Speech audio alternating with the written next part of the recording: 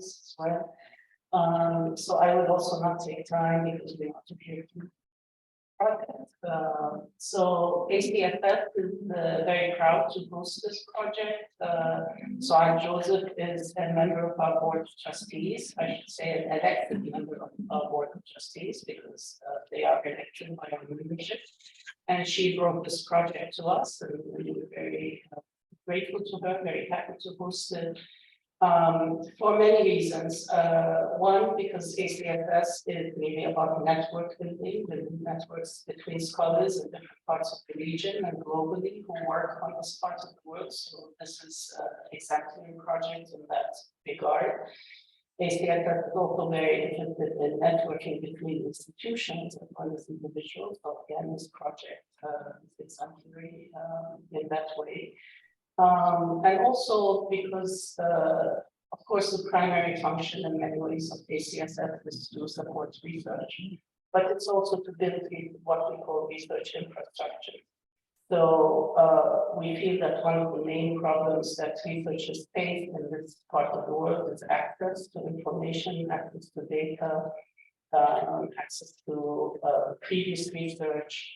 You know, we receive a lot of proposals at ACSS in our grants and fellowships programs, and in every proposal, it's as though it's the first project on that topic. You know, these proposals often not to previous research that has been done.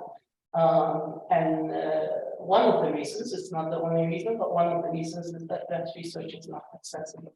And so the kind of database that Suhail and your team, you're building is that which will be featured on the ACSS website, as well as I hope all the partner websites, is going to be an enormous addition to this kind of research infrastructure. So thank you again and welcome.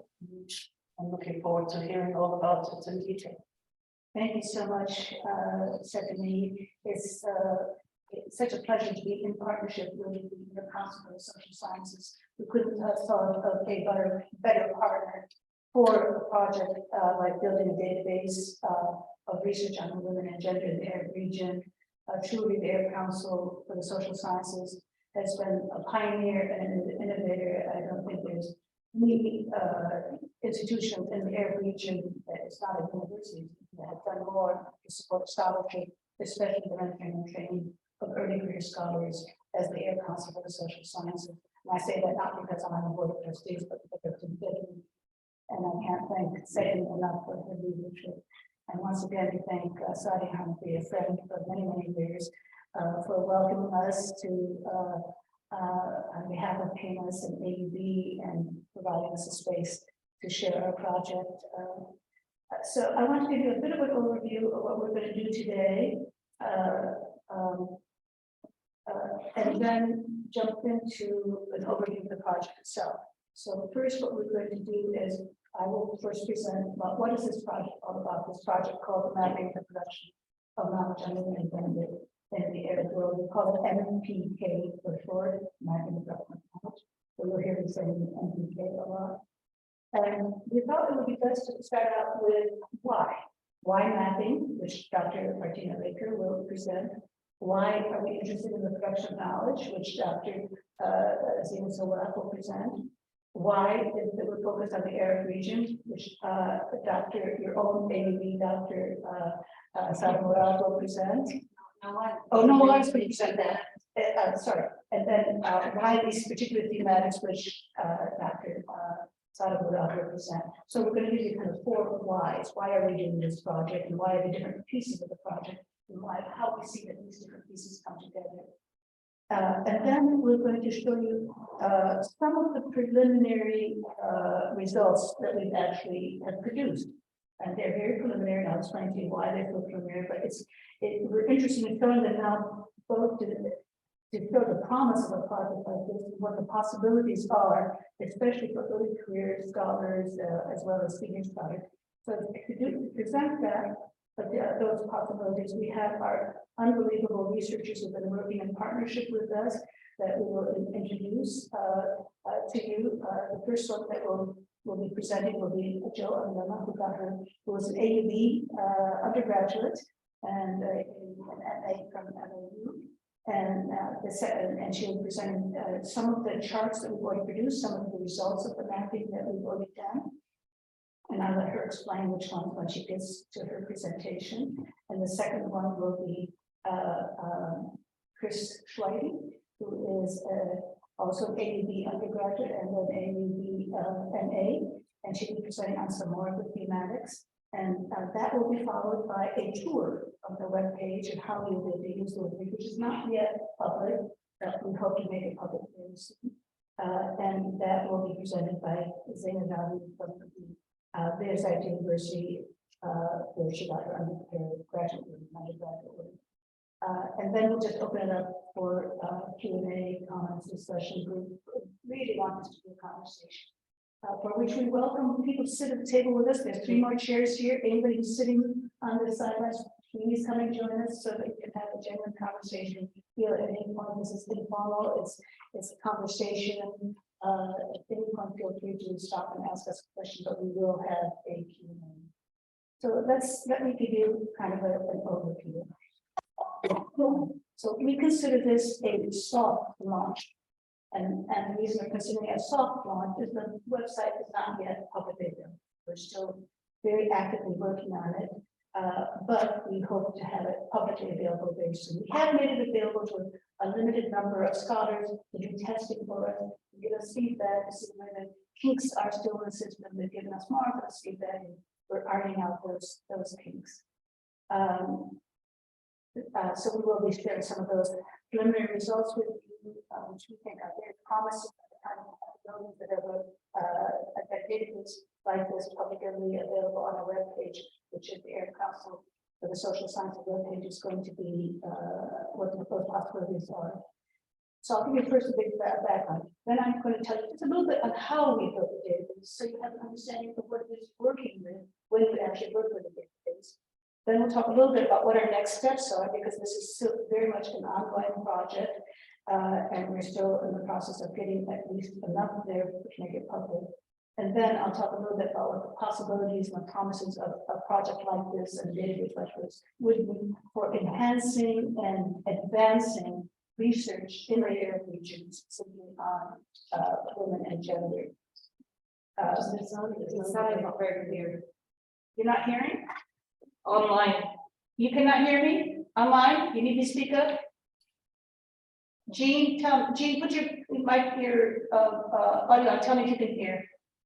I'm hearing you, but the sound is not clear. Okay. Okay, so I think the sound is there's too much bass or something. It's not very clear. One has to struggle to hear what you're saying. If I speak louder, Jean, is it better? Can you hear me better if I speak louder, or is it just some? Perhaps a bit better. But I don't want you to have to yell because no, because even when Sari was speaking, it wasn't very clear. She wasn't clear. yeah, so you need to speak. Your mic said. Oh, Sari's mic is better? Hello, is this mic is better? Okay, do you hear me better? Yes, yes. Yes, okay. So, can you come here? We can switch mics.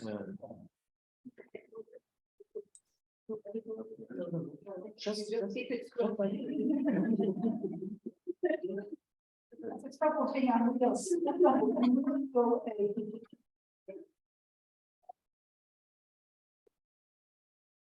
Thank you. Sorry.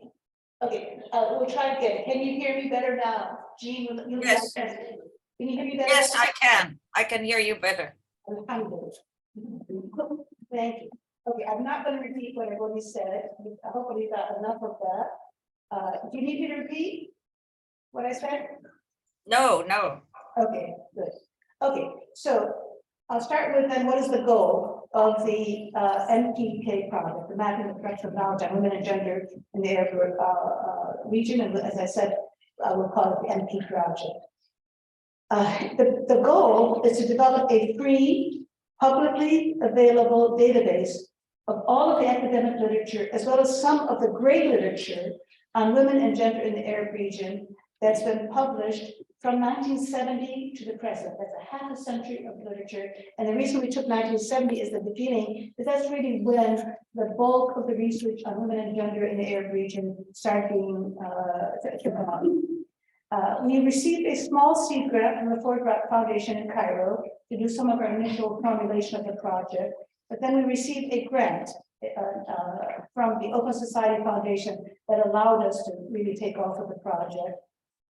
But given the nature of the funding that we received, we needed to focus on only the research on what we call the umbrella of socialities. But the plan is that this funding in the future, research on gender, women and gender in the Arab region related to the political and the economic can also be developed and added to the database. So what you're going to be seeing is we focused on socialities. The database, as I said, is located at the Arab Consortium of Sciences webpage, and it's going to be publicly available and free to the public. So that's the goal. We want to capture all of the research that has been done over the past 50 years on women and gender in the Arab region, initially under this umbrella of socialities, but eventually down the road, the political and the economic as well. So who is doing this project?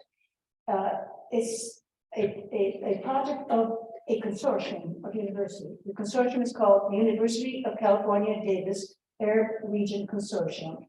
We call it UCDAR. I like that because I like the idea of DAR.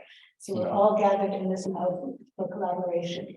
The University of California Davis Arab Region Consortium was founded in 2001. So they've been in operation for 20 years. And actually was founded here at AUB and at LAU. They co-hosted the very first meeting in 2001. But it includes American University of Beirut, American University in Cairo, Lebanese American University, Beirut University in Palestine, American University of Sharjah in UAE, and the University of California at Davis. So we have 6 universities that are involved in this project and involved in the consortium UCDAR. And if you want to know more about UCDAR and all the other projects that UCDAR has hosted and is hosting, feel free to check my web page, sjoseph.ucdavis.edu. There's more than you ever want to know about the consortium on that web page. This particular project of the consortium, the NPK project, was launched actually almost 8 years ago, 2015, with a very small seed grant that I mentioned from the Ford Foundation. Then in 2019, we got the Open Society Foundation grant, and the current team that was assembled. We've had different people on this project over time. This is the case with projects that take time. People come in and people leave. The current team has been working together since 2019.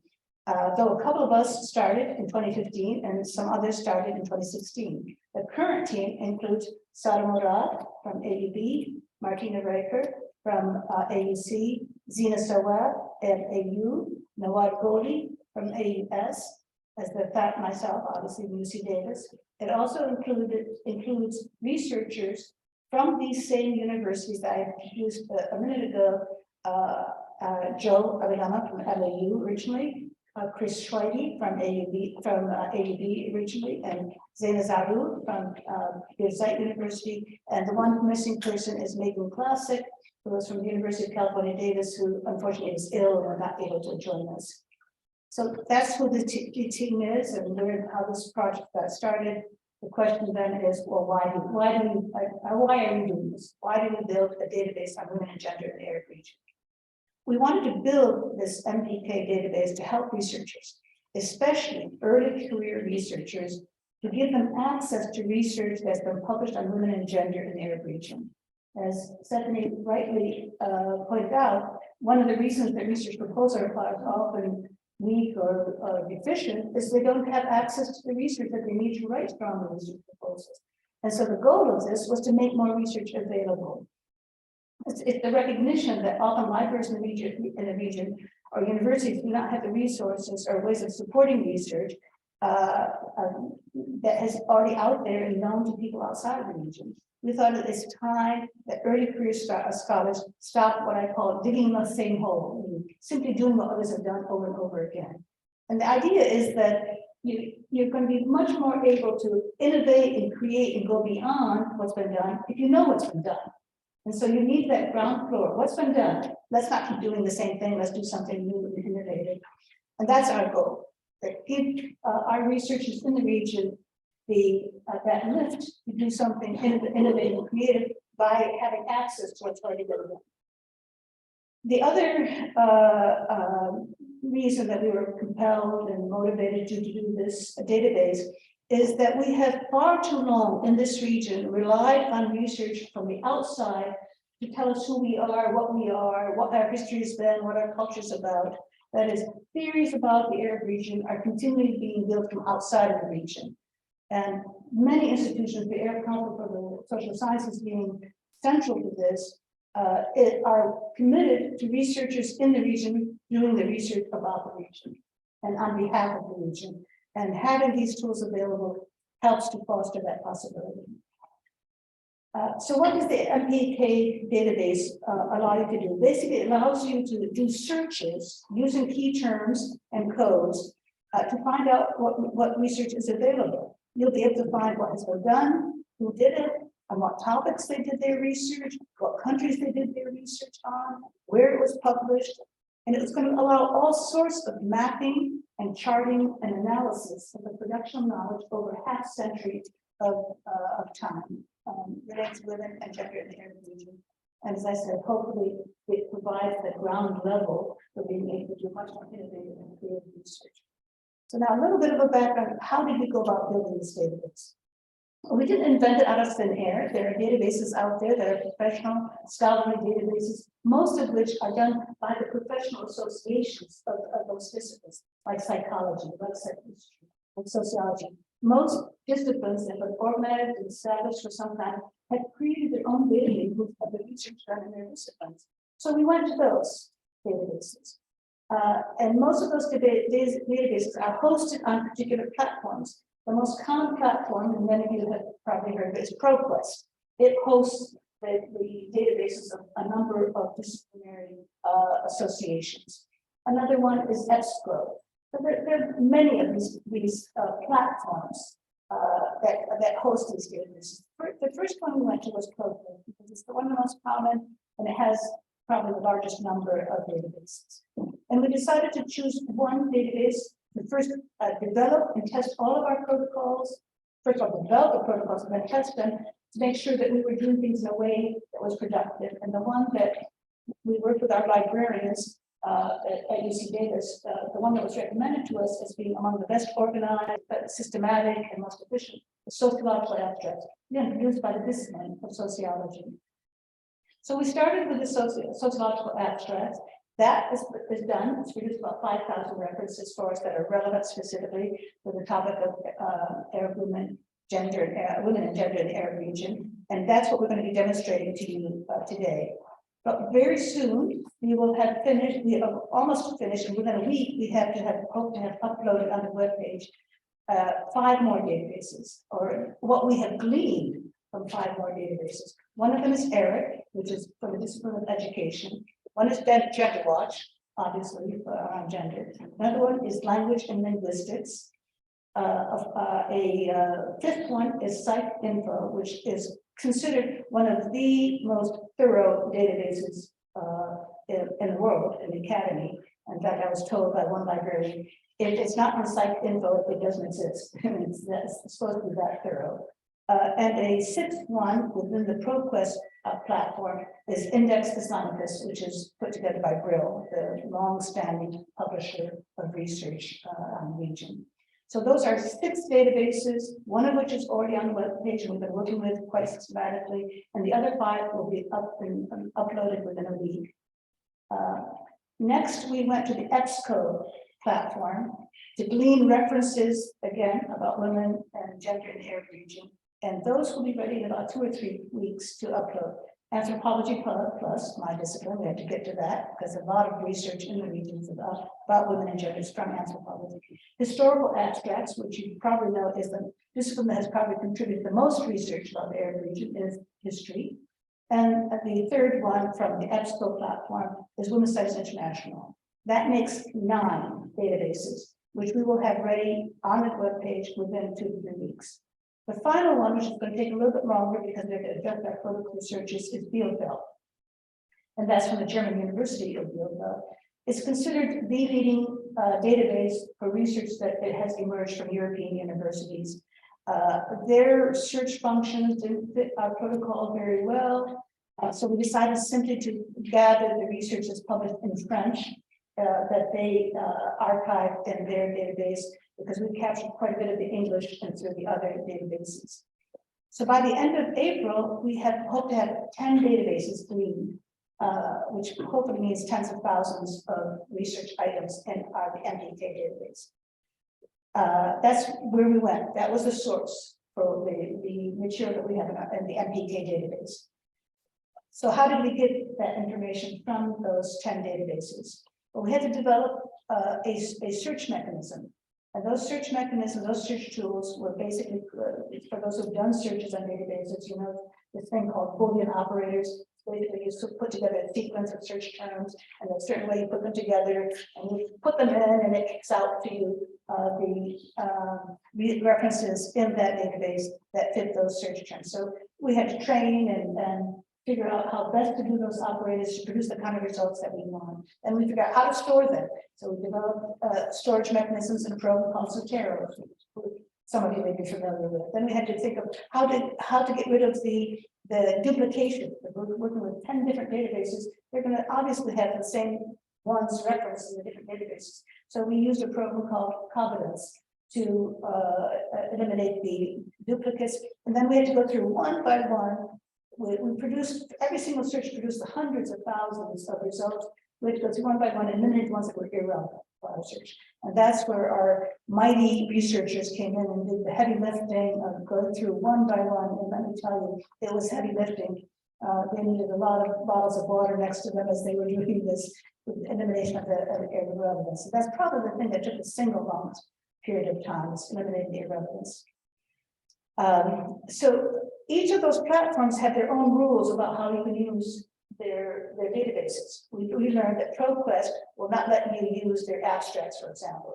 So all of the references that we got from ProQuest, we have the titles, the authors, and the publication information. And so when you do a search on a database, and it happens that that reference came from ProQuest, that's the information that you'll get. If it comes from EBSCO or Bielefeld, you'll get the abstract with it, because they allow us to use the abstract. So as you see examples that when we do the tour that Sana will walk us through, that sometimes the reference will give you an abstract and sometimes it won't, and that's because of the constraints of the platforms that we took this material from. But the good thing is that you will always know where we got that, where that article is from, what journal was published, and how you can get it. We cannot house the article itself on our database because of copyright, intellectual property issues, but it tells you where to go. So if your university has access to that that site, you can go directly. So what we've saved you is what are the articles relevant to the thing that you're interested in, and where to go to find them. And then it's up to you to take the next step. But we think that piece of it short circuits an awful lot of time for you to do your research. Then how did we organize this? You know, obviously, when you're doing a search, you get huge amounts of data. So we decided to organize the data under the umbrella of socialities under 6 thematics, which our researchers will explain to you. And then we developed key terms for trying to get those references out of the databases. And then we developed this very extensive codebook. I'm not going to go into all of those details, but all of this is on the webpage. So when you go on the webpage, you'll see the codebook explained at great length. You'll see the search mechanisms explained at great length. You'll see the history. You'll see all of this information will be explained at great length on the webpage. So where are we now, and what are our next steps? Once the database is fully assembled, when we have the 10 databases fully gleaned and uploaded, we plan to carry out mapping, some of which you'll see today based on what we have up to now, which is sociological abstracts. But we'll be able to map out what has been done, where it was done, who did it, on what topics it was done. We'll be able to do statistical analysis, we'll be able to do maps and charts and diagrams. But more importantly, we'll be able to do analyses of the research.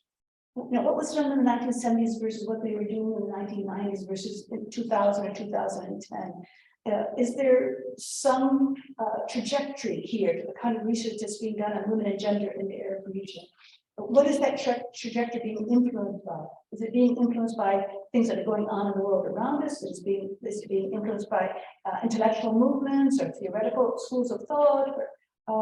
You can do that kind of historical analysis, that kind of contextualization, the politics of the production of knowledge, as well as internal to particular subject areas, the nature of the kind of research that was being done. For example, if you're interested in studying sexualities or interested in studying family, or if you're interested in looking at FGM or disability studies or studies of religion or memoirs or media studies, you'll be able to put those terms in, it'll pick out for you what research has been done, and then you can go into the research and see what other trends or results or data that research has produced up to this point. I'm particularly interested in the politics of the production of knowledge, how the world around us directs us towards certain kind of research. So what are the promises and possibilities of a database like this, and why are we so excited to share with you what's coming and going to be available to you within a short period of months? What excites us that once we've made this public, anyone can do the kind of mapping that we're hoping to launch, and anyone can do the kind of analysis. But as importantly, it will jumpstart your research for you. If you're interested in the field of women and gender studies in the Arab region, this will be a place to go where you can, with all of these topics, figure out what has already been done. And imagine the amount of time it will save you as a scholar to have one place to go to get this, to get the literature, so to speak. What are the possibilities of expanding a database like this? We will do these. We are doing almost 10 databases from at least 3 different platforms. But what we hope in the future with additional funding is to continue the research that's been done on the political and the economic relationship to women and gender in the Arab region. And at some point, again, needing additional funding, is research that's been done in Arabic. Each of these are humongous projects and will need grants to do so. Right now, the database is overwhelmingly inhabited by articles, journal articles. So it will need another project to look more closely at books that have been published. And those of you who know the field well will know that in the earlier period, especially the 70s, 80s, overwhelmingly it was book publications, and then increasingly it became more journal publications. So that is another piece of this project. So the possibilities are almost endless. So what we'd like to do now is to show you some of what we have been able, or first to give you the rationale, why mapping, why the production of knowledge, why the Arab region, and why the specific thematics. And so I'll turn it over to Dr. Martina Ranker to talk about why we want to map, why mapping. Okay, I will briefly just sort of read my thoughts so I don't go over time. So what kind of thinking goes into the very project of mapping? On the one hand, it's a resource, as my colleague pointed out. On the other hand, there are all sorts of questions that one needs to consider in terms of the power of mapping. Now, mapping the production of knowledge on women and gender in the Arab region since the 1970s at this particular moment in time is important both as a resource for activists and scholars navigating global capital and retro-nationalism. A thorough engagement and reflection with the constitution of the field and its trajectories over the past 50 years is imperative for the provocations or conversations that are necessary to engage the challenges ahead. Mapping a field demands an awareness and a reflection on the power of mapping. Over the course of 2 years of this project, we have critically reflected on the quandary of how to operationalize a mapping project. For instance, what are the implications for working with the categories through which the field has been constructed over the past 50 years, without contributing to the reconsolidation and naturalization of these very categories? We aspire for this act of mapping, of course, to be generative of critical re-engagements of the field or with the field and open up new spaces and new questions. The project devoted considerable time reflecting on how to name the spaces that we're seeking to map given their implication in the production of the modern, the nation, the colonial, as well as the post-colonial stakes? What are the stakes in visibilizing spaces and subjects within these naturalized categories?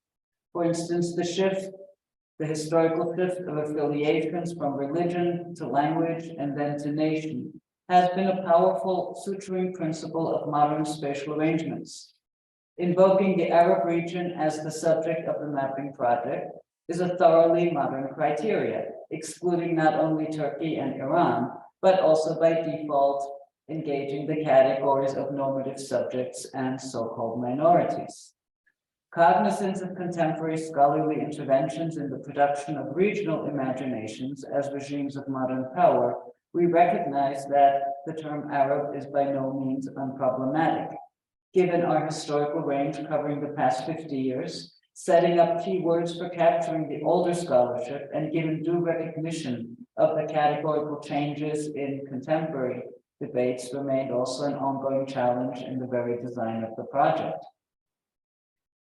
A comparative mapping project of the Arab region furthermore needs to confront the fact that scholarship in the region is rarely comparative, but rather grounded in the boundaries of diverse nation states. Comparisons are forced at best through uncritical deployment of categories such as culture and religion. Furthermore, the regional library over the past 50 years has been dominated by scholarship on Egypt, Lebanon, Palestine, and for instance, more recently, we see the resurgence of the Gulf as an area of study. North Africa, Morocco, Algeria, Tunisia constitutes its own field. The so-called conflict zones likewise emerge as their own categorical subfields: Sudan, Palestine, Iraq, Yemen, Syria. There was a brief comparative moment, for instance, Egypt and Tunisia around the events of 2011 and so forth. Finally, given the unevenness of scholarship across the Arabic-speaking region and within, the mapping project confronts the challenge of not contributing to the subalternization of subjects and territories on the scholarly margins, and you will see that when our colleagues show some of the work. Likewise, certain themes, areas, categories dominate the visibilization of women in the production of knowledge.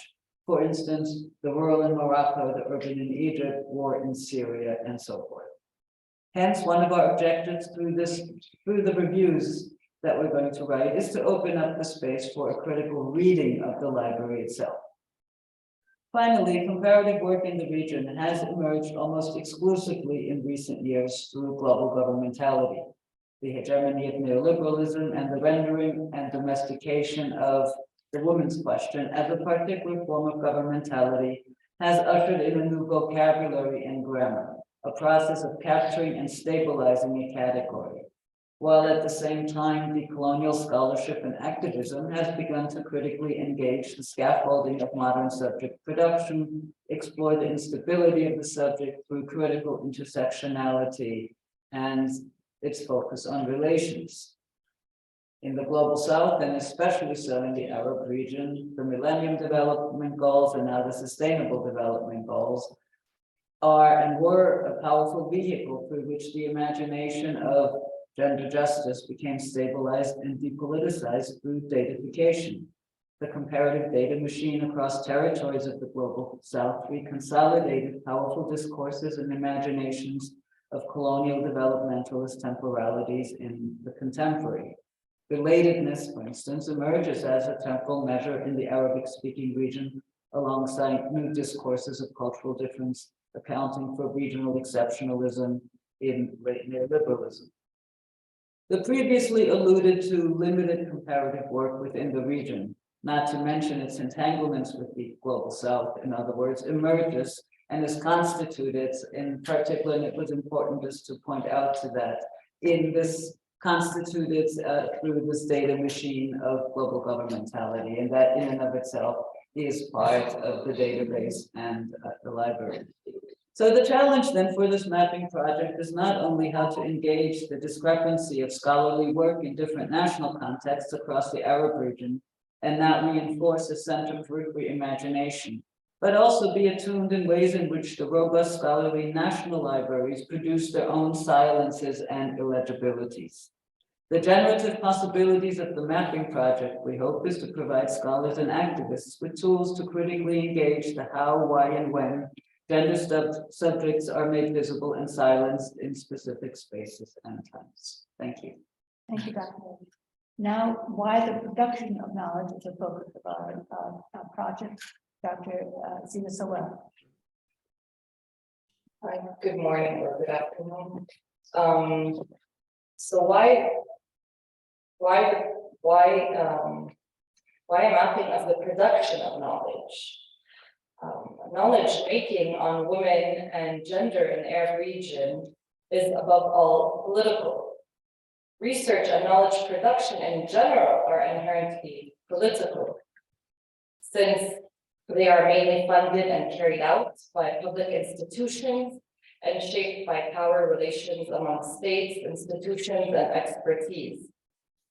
While the share of publicly funded research differs widely across countries, in the Arab region, knowledge production is primarily supported and carried out by public institutions. Public universities in the region, however, have committed only minimum budgets to social science research and research on women and gender.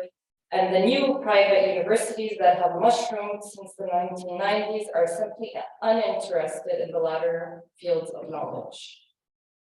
At the same time, massive intervention by international organizations and NGOs has fostered the development of an extra academic expertise, attracting university professors and researchers alike. This expertise has generated its own parallel knowledge and great literature on social phenomena in the region, not excluding on women and gender. One landmark example that most of you might be familiar with is the Arab Human Development Report of 2005, which focused on women and their rise and their empowerment in the region. This report produced its own normative knowledge on women and gender, informed by internationally circulating political discourses on women and empowerment. So in addition to these kinds of social and economic conditions of knowledge production, the geopolitics obviously plays a very important role in what gets produced and circulated and known as facts and knowledge on women and gender. So recently there was a shift from the Cold War paradigm to the war on terror that posited Arabs and Muslims as the archetypical enemies of the US and its allies. So gender in that context was reconstituted as a kind of geopolitical battle line in the aftermath of 9/11. This has reinvigorated the desire, at least among social scientists, anthropologists, sociologists, to correct stereotypes about Arab and Muslim women as passive, victimized, and powerless.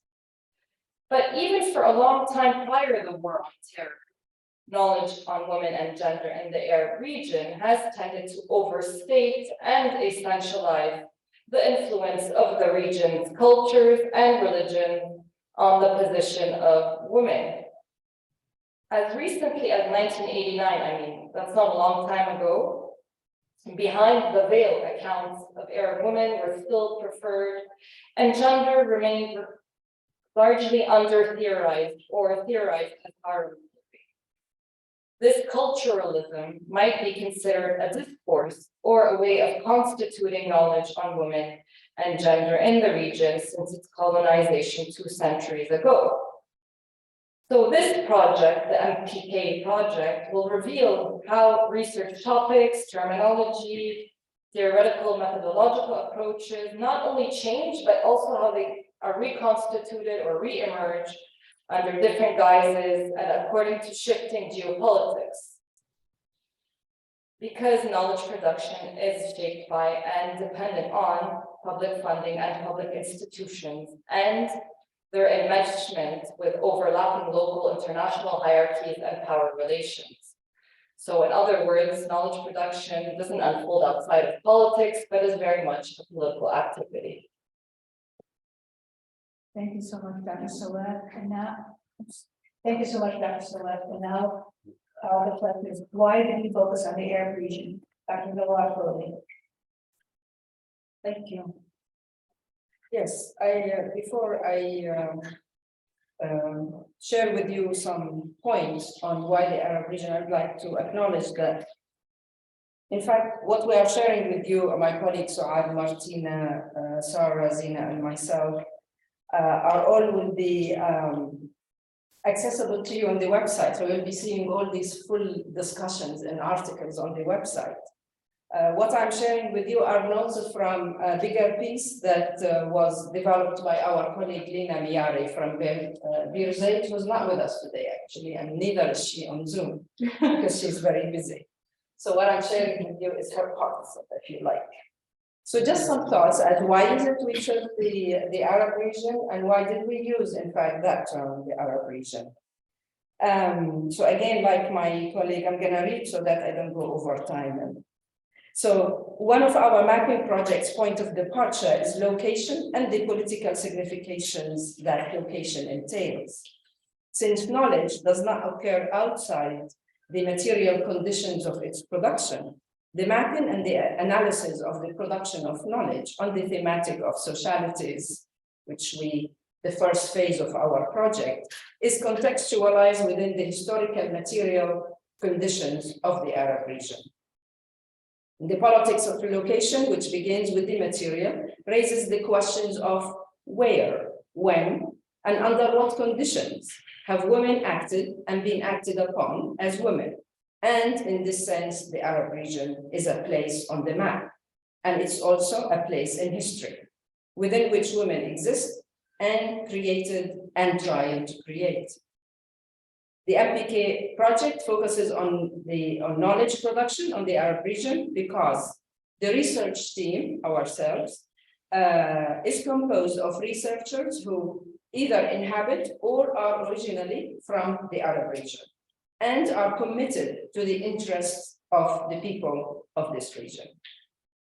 The naming of world regions is a verbal act, as you all know.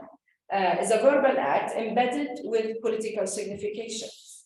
The Arab region is referred to with multiple terms, including the Middle East, the Near East, the MENA, or Middle East and North Africa, and the SWANA, Southwest Asia and North Africa.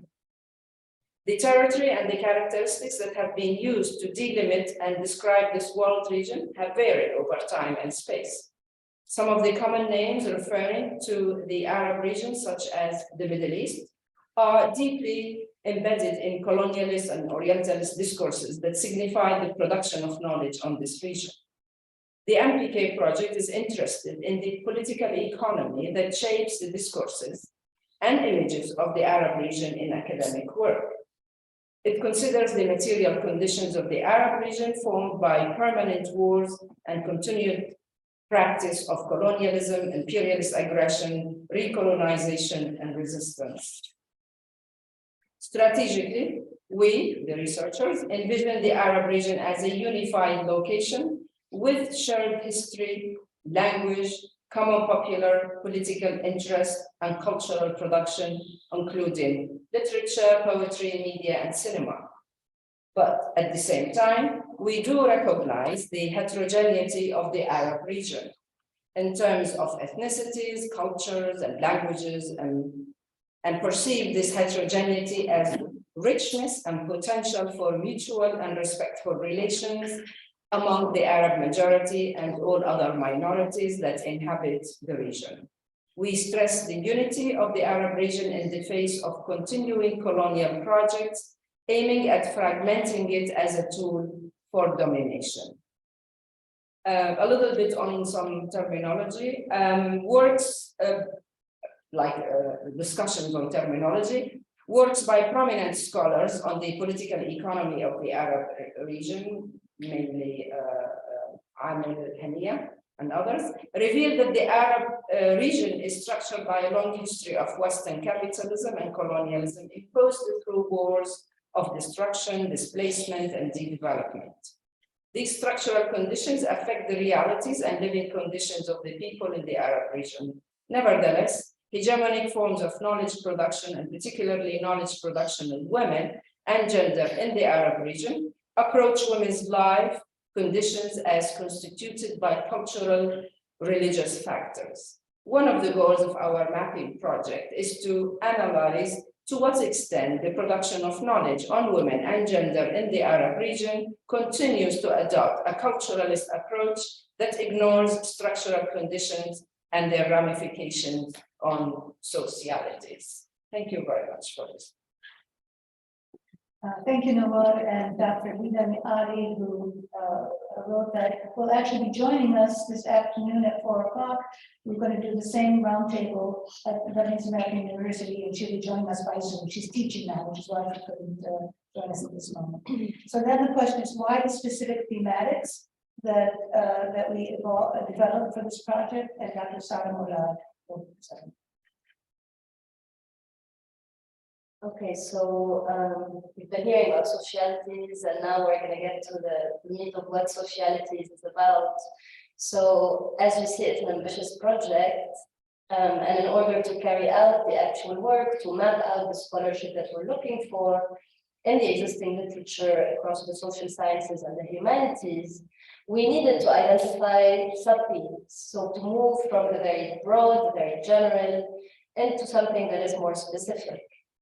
And so the way we carry this work is that we have, based on our individual research interests and areas of expertise as feminist scholars working in different fields, including sociology, anthropology, literary studies, media studies, and geography, to name just a few. We collectively generated a long list of research topics and areas that we found to be the most pertinent and salient under the general socialities themes and within the field itself.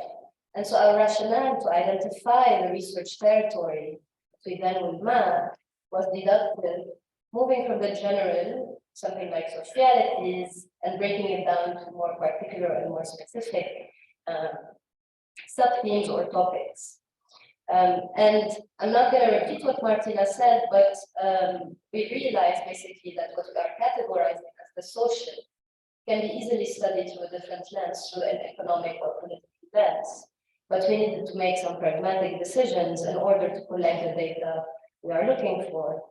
And so we understand these categories and themes that we're using as provisional, and the very process of categorization as necessary, but as also flawed. And we invite you, once you look at the database, to also question these categories and come up with categories. So in proceeding from the general to the particular, so we generated this long list of topics, and then based on this long list, we then also started grouping some of these topics into broader categories, and these are the 6 subthematics we arrived at. So from the broad and to the more specific, and then from the specific, formulating 6 subthematics and consolidating them. And they're really interdisciplinary thematics. And now I will, so what are these thematics? The first one is really we try to capture a lot in the first thematic. The first one is class, race, minority, ethnicity, tribe, family, kin, and social networks. This is the first subthematic. The second one is media and culture. The third one is religion. Fourth is sexuality and the body. Fifth is war, displacement, migration, violence, and precarity. And the final subthematic is space. And now you realize that these are, as I said, interdisciplinary sub-themes, and this was a decision we made. We were not going to divide the literature according to disciplines.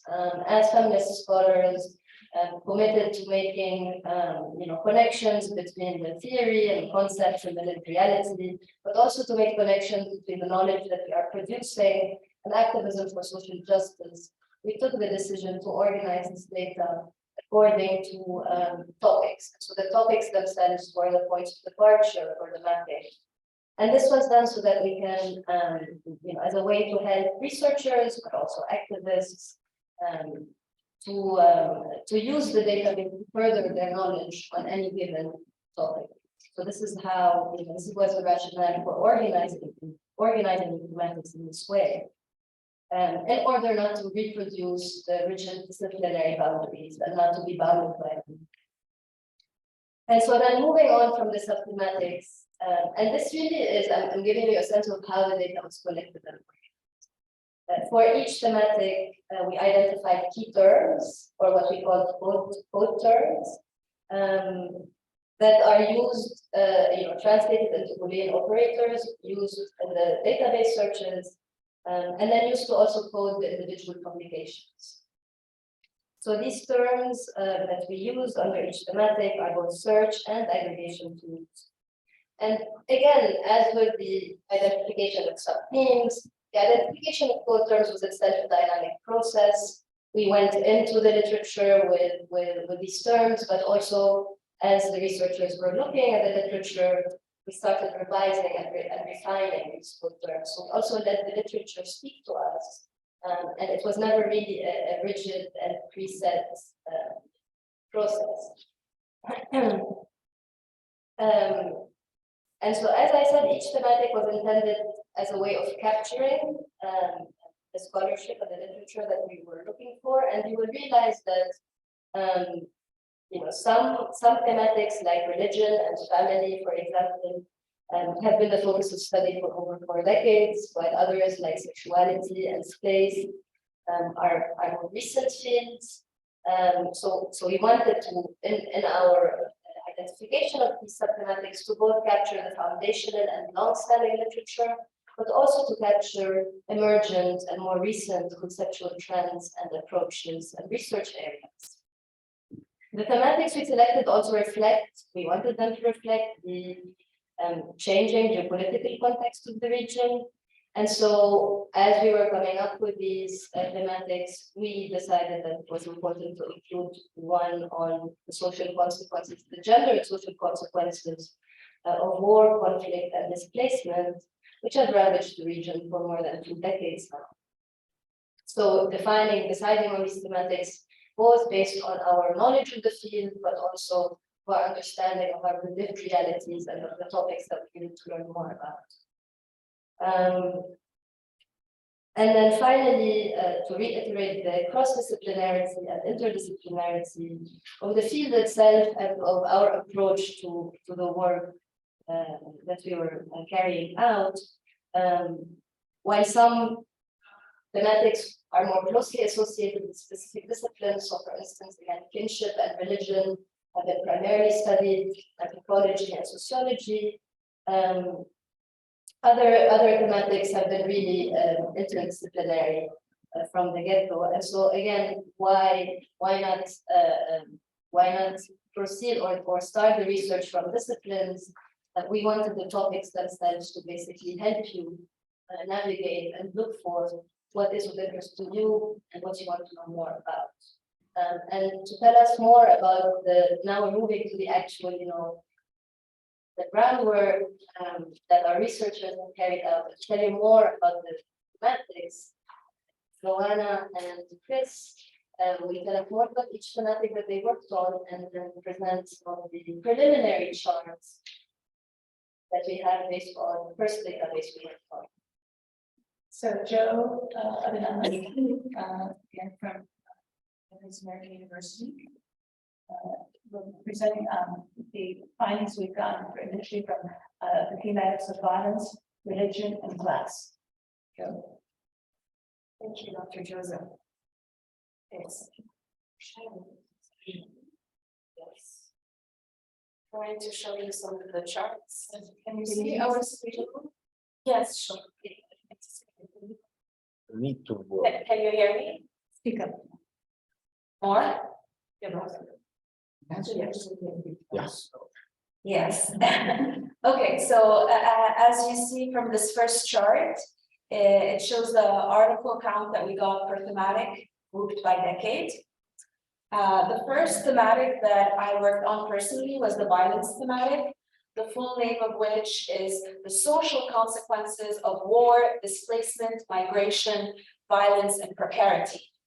The tricky part about this thematic is deciding on a case-by-case basis whether an article would qualify enough as discussing social consequences or whether it would fall more under the political. Under this thematic were topics of migration, refugees and displaced, precarity, social consequences of political violence, the social consequences of peacemaking, as well as honor killing and female genital cutting, in which this intersected with the sexuality and the body thematic.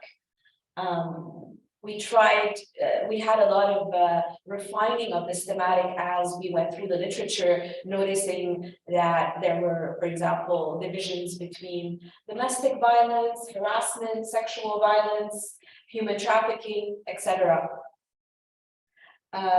With this thematic, we had a lot of results from countries that we expected to have a lot of results from, so Syria, Iraq, and Sudan more recently. The second thematic that I worked on was the religion thematic. In this case, as you'll see from the charts, religion didn't have as many results. The reasons for this was that we noticed that most researchers were using religion as a descriptive category. In other words, just saying in the abstract that we surveilled 50 Muslim students, 40 Christian students. And if we were to code every article that mentioned religion this way, we would have coded everything as religion. So we decided to only code articles that dealt with religion in a more substantive manner. And here we noticed that there weren't as many articles that dealt with the subtopics that were included. Some of them were religious jurisprudence and family law, which intersected with the class and family thematic. Veiling intersected with sexuality and the body. We also decided to look for, to code articles according to whether it was about religious education, religion and sexuality, religion and feminism, and so on. And finally, piety. I will also introduce the class thematic, which was done by Dr. Megan Classic, who unfortunately can't be with us today. So this was, as was mentioned by Dr. Murad, the biggest thematic by far. You notice it's the dark blue on the chart and it dominates.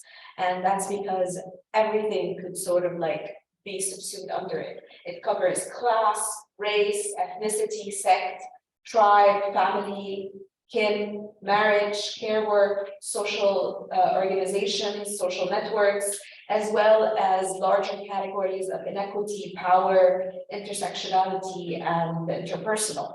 So we found ourselves joking as we were coding that almost everything we were coding it for this thematic. I would also like to show you now a more specific chart, just to give you an example of how you could map per topic. So this chart is for refugees and displaced over time, grouped by country. As you'll see, it pretty much confirms to what we would expect. We had the most articles about Palestine and Syria as countries from which refugees were originating. And then we had a lot of articles that were also about Lebanon and Jordan as countries that were receiving refugees. And you'll see some on Iraq, Egypt, and Sudan. Palestine in general, we noticed it came up the most, regardless almost of the topic, and was showing up as over-research. Now, these are like preliminary charts, of course, and it would be very interesting to see what the charts will look like once we have the 10 databases. But this is giving you sort of a glimpse so that you get an idea of how you could choose to map this data according to what your preferences and your needs are. You can, map it by country, map it by decade, map it by events that were significant. So if you could briefly go back to the previous one. you'll notice here that research increases over time. One of the reasons is that we have more researchers every decade. And so every decade we see an increase in the number of research articles. But we've also noticed that there's a bump in the 2000s. And this could be attributed to post 9/11, more interest in the region, given as Layla Abu Lughod wrote in her article on Do Muslim Women Need Saving, that our region became something that people wanted to learn more about, that the West was suddenly interested in exploring. We also noticed an increase post-2010, especially post-2011 after the Arab Spring. So you could map the results and then try to see correlations between what was the geopolitical environment at the time and what the research was, hence, mapping the production of knowledge. And now I'll leave the floor to my colleague Chris to present the other thematics. So Chris Trey will be presenting on sexual violence, country by country, and on education over time. Thank you. All right, so I'm going to go over the three remaining thematics, then I'm going to be presenting the charts.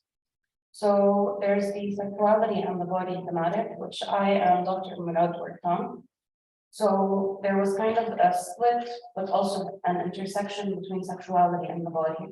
So when it comes to the body, we included medicine. So we have to look into like major and minor, let's say, categories of health and subcategories of health, including sexual and reproductive health and disability.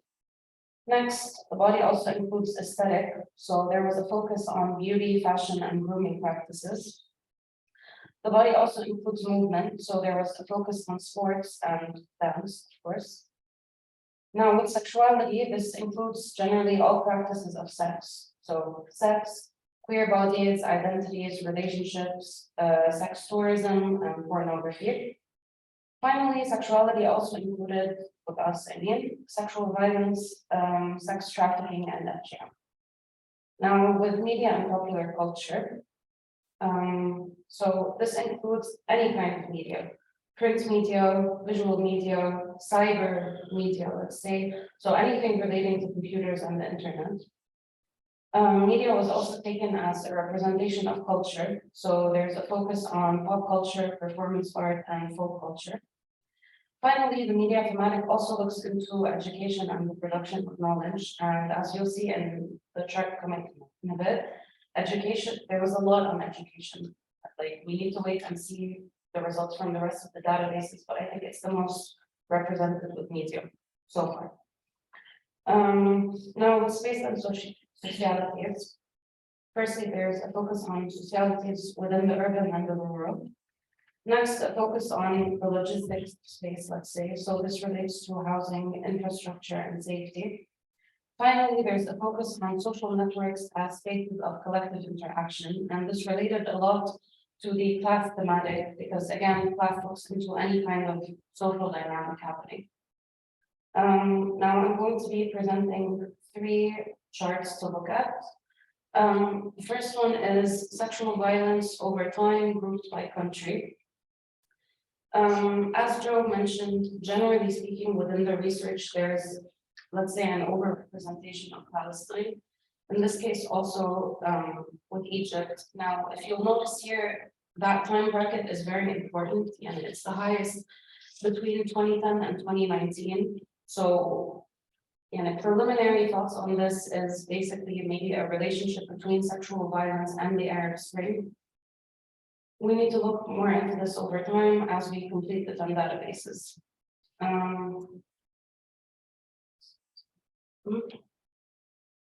One second.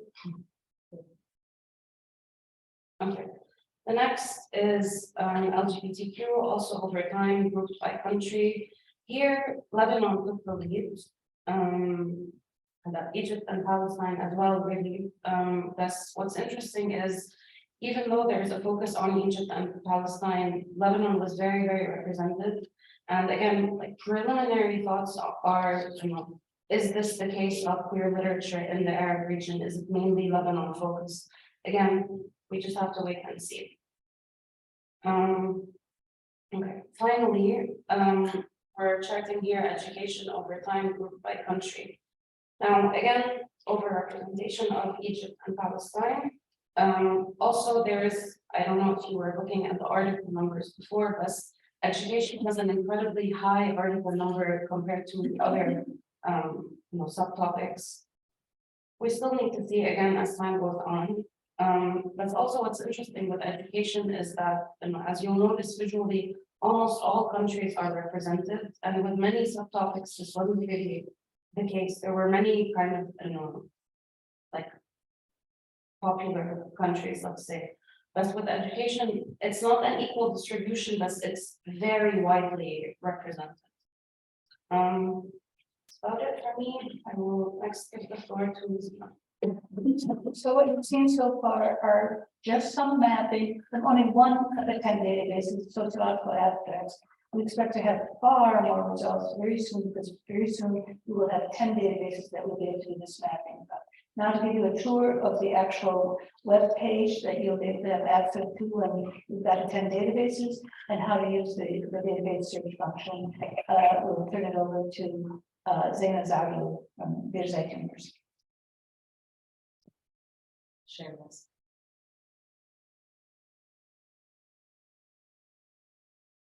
Okay, hello everyone. It's so nice to be here with you all. So our database lives on the Arab Council for Social Sciences ACSS website.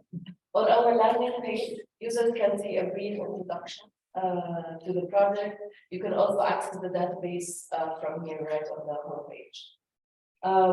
Then quickly, I'll take you through these tabs. We have the About tab, where you can read more about the development of the project and its history. If you go down, there's a lot of text, but it's all very important information for archiving this important journey. The About tab as well has all the acknowledgements of all the people and organizations who supported and shared the journey of the project. Before we go into the database, we encourage everyone to go to the how to page, just to have an overview of the database, of the literature, learn more about the code words and how they work, and most importantly, see further instruction. For example, here you can see all the code terms and the explanations for them, and that will give you a better idea of how to use the database. You can also access all the publications of the projects through this tab. Right now, we have all the publications that our colleagues shared right now. Just a brief of them. You can read the full text through this page. Here you can see all of us and learn more about everyone who was involved in this project. And lastly, the contact page, where you can contact us for any questions or suggestions. Now, the database. So our database currently includes references from sociological abstracts, roughly around 5,300 items. When it's complete, it will include peer-reviewed journal articles, books, book chapters from 10 existing scholarships, as you heard. The database includes reference titles, citation information, and abstract as available. That's of course due to copyright limitations. Not all abstracts are included in our public-facing database. So the database is mainly two panels. In the right panel, you can see detailed information on the literature that we have collected, coded, and integrated in the database. This panel will be updated based on the search that you choose on the left side. On the left side, you can find our database search capabilities. So you can either type a word or phrase that you're interested in finding, and the algorithm will bring it up. And the results will be updated on the right-hand side of the page. For example, if we type kinship here, this will be updated, and you can see how most of the titles will have kinship in them. You can also, if we reset the filters, you can also choose from these drop-down menus, and these are our code words where you can you can click on this little arrow and see our cross-thematic contours, for example, domestic violence, female genital cuttings, honor killing. And you can also go to the specific subthematics, for example, class, kinship, and you can choose whatever code word that you would like. For example, just as a test, we can check marriage, and if we want to use a geography and click on I don't know, Egypt, for example, then we will have an updated search results here. And there are so many options that we can try and we can play around with. And then you can, so yeah, these are all the options on this page. But of course, I think this will be updated further. We will be adding also a timeline here where people can also choose the different time periods that they're interested in, and that will help researchers. So I will stop here just for this. Then if you could just show them the more. Yeah, here. Yeah. Oh, the more info. So for example, if we click here, you can find the title, the author, source, the abstract if it was available. In this case, it's not. And also you can see the relevant thematic. It means that this particular article was coded under these subthematics as well, and that indicates other topics that the article discussed. And then other relevant codes. So for example, this particular article also was coded under marriage, under sexual harassment, under gender-based violence. So it gives you an idea of what it is. And then if you want to access the full text of the article, you click here, and then if your university, for example, I'm accessing through UC Davis here. If your university has access to sociological abstract, you can go in and read the full description from the database itself. Okay, thank you so much, Zainab. So now that's our show and tell, the pony show. We want to open the floor and for questions, comments, suggestions. We'd like to just have a conversation with you about this project. So anyone who'd like to jump in, let us know. So, What what wonderful work. I mean, for a researcher, somebody like me in knowledge production, I mean, it's a jewelry, and thank you so much for doing this. I need only to comment what Christy said about why sexual violence. I mean, for instance, the knowledge produced during the Arab uprising, whether we can conclude that there is a correlation or not. I mean, just I think in any case for this theme or other themes, it's clear the Arab Spring is a cognitive revolution.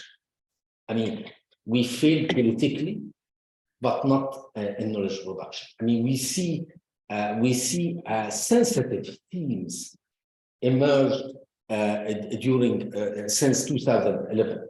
So I think maybe this is a hypothesis. I put it like a question, etc. But from my terminal, who did work on knowledge production, I mean, we have everything is a change. I mean, the Arab Journal of Sociology, we almost before 2011, we didn't publish any article from Egypt.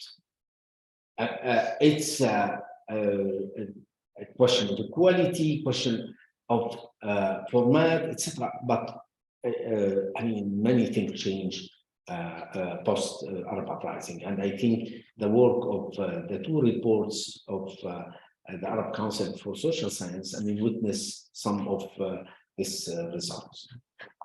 So what I can add here is I think a very important observation is that one of the charts that we produced is where these articles were all published. And you think that some journals had nothing on women and gender in their region until very, very recently.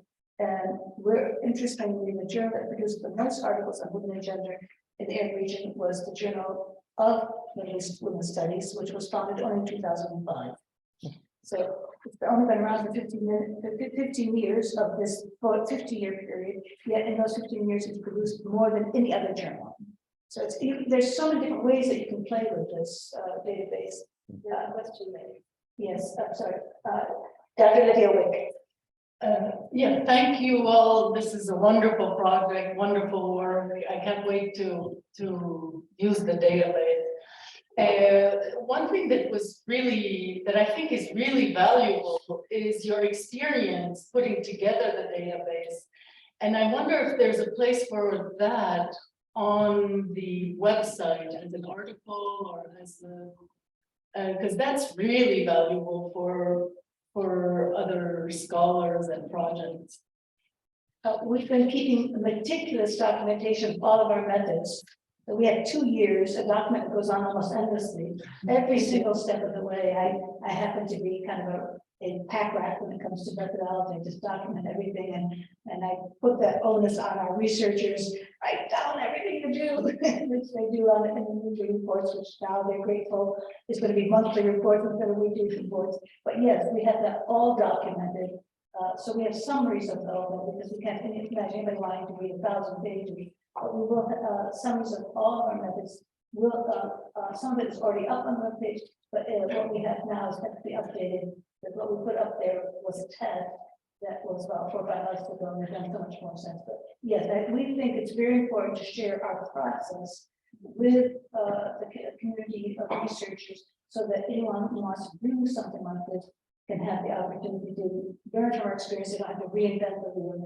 And if I may take this moment to also introduce Jose Plata, who is from Wonder Aid, and Jose Plata from Wonder Aid is the organization that has actually done all the back work on setting up the webpage, thanks to the relationship with the Arab Consortium of Social Sciences. So, I'm meeting him for the first time in person.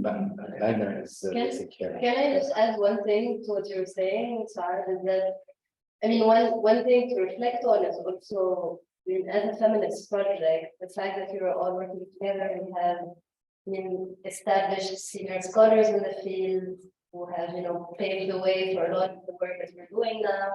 We have junior scholars, we have graduate students, and I think the conversations that we've had for like almost, we started in 2015, 2016, but then since the project launched in 2019, there was a lot of learning that happened as we were figuring all of this out. There were a lot of, in addition to the work on this, we needed to organize, theory workshops, method workshops, and so we were all learning from each other really. And this is something also that probably we should, as a feminist project from the region, what this experience was about as well. Sarah makes a very, very important point. None of us knew the word covenants. In fact, when I first heard it, I found it co-evidence, and I thought all of my STEM colleagues were mispronouncing. Some of us didn't know what superior was. We literally had to sketch out a tutorial for ourselves in order to develop this project. Unfortunately, I was working on another project that is focused on trauma with scholars who are all medical in the STEM fields. They knew all of this stuff, so they would teach us. I would ask them, what do I need to know to do this? And they would tell us. And then we had numerous Zooms that were actually lectures by librarians or by STEM scholars to teach us these various tools that we didn't know. And then we had to try to apply them and figure out how to work. Sorry, it was a learning curve for all of us, and a very collaborative learning curve. Some of us, unfortunately, Dr. Megan Classic is not here. Her degree is in geography. She knew an awful lot more. She was a graduate student when she started, and has been as much a mentor to all of us as anybody outside in terms of programs and tools that she is trained in because of that kind of degree job that most of us didn't know. So we've taught each other, and we invite others to teach us, and that is very much a feminist project in that way. So thank you for bringing that up. Comments, questions? Yes, please identify yourself. Hi, Donna Bashir. First of all, I apologize for my coughing sprees. They were too disruptive. I want to add I add my voice to both Sally and Livia's complimenting your work. This is really great. You have no idea how useful it's going to be. I'm from philosophy, and we have a similar website called Philosophy Papers, and everyone's now using that almost exclusively to get papers, and it's almost the same thing. So it'd be helpful to take a look at that. So two maybe suggestions, or maybe questions or suggestions. One of them is the constant updating. So in philosophy papers, this requires constant updating. So every time a paper comes out, it has to somehow be integrated within a couple of months, otherwise it'd be outdated. So I hope that you can take that into consideration. Another thing that might be interesting, and that's a separate project, but also inspired by my own discipline. After they did Phil papers and it worked so well, they did something called, some group of philosophers did something called Phil People. And it's a database of the academics along with their work and their area of expertise and where they're located. And so it might be an interesting way first of all, for networking purposes, for people working on gender in the region. And also it might be interesting as a research project itself to see where the networks of these scholars are, where are they coming from, these various scholars writing about the Arab region and about gender issues in the Arab region, and if they're clustered in certain institutions or if they're clustered in certain locations. So is it Lebanon, for instance, the issue of LGBT? Is that because we're interesting, or it just so happens that all of the scholars are from Lebanon? So these kinds of things might be very interesting data. But again, thank you very much. This is great. Grant without completing what we had our full vision. So we're trying to raise more funds, and to the degree that we can, then we will continue this work and update it as much as we can. And to the degree that we can't raise more money, we hope another generation of scholars will be more successful in getting more money and update, because it does take funds. And of course, the Arab Council of Social Sciences is supporting us by maintaining the web page. So that's one point. Some of the networking suggestions you make, we actually can do some of that already. One of the things we are looking at is where this material has been published, and are there concentration centers of who's producing, who, meaning not just the individuals, but the places. Where is the countries and where are the publishers that are producing most of this material on women and gender in the Arab region? And do they have a certain kind of politics? Some of this we can do, certainly we can get more funding, and if you know, we can get more funding, please tell us, because we want to fill this project up with the other comments or questions?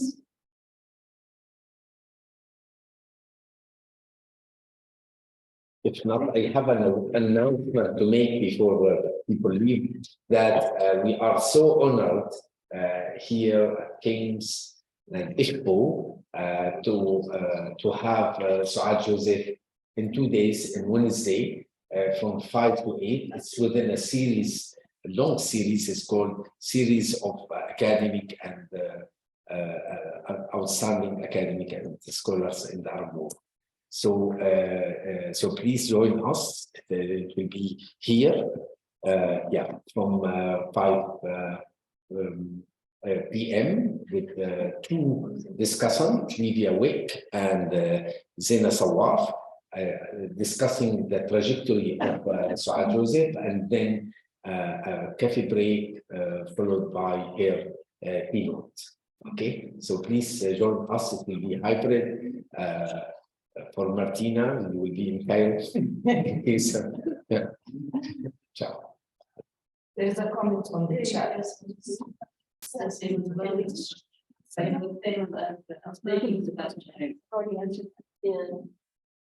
Thank you all very much, and feel free to contact us, and with suggestions or comments, then it might be so we can. Thank you so much. Okay. So glad.